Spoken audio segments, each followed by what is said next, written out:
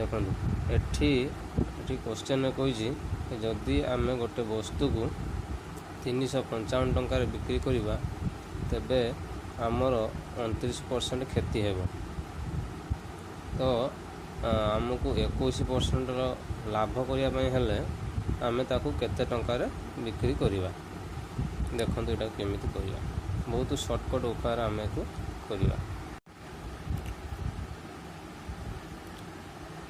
ଦେଖନ୍ତୁ ଏଠି ସେ କହିଛି ଯେ ଯଦି ଗୋଟେ ଆର୍ଟିକଲକୁ ଆମେ 355 ଟଙ୍କାରେ ବିକ୍ରି କରିବା ତ ତେବେ ତା'ର 29% ଲସ୍ ହେଉଛି।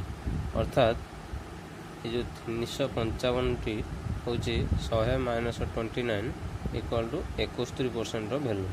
ତ ତେବେ ଆମକୁ ଯଦି 21% ଗେନ୍ କରିବା ପାଇଁ ପଡ଼ିବ ତ ଆମକୁ 121%ର ଭ୍ୟାଲୁ କାଢ଼ିବା ପାଇଁ ପଡ଼ିବ।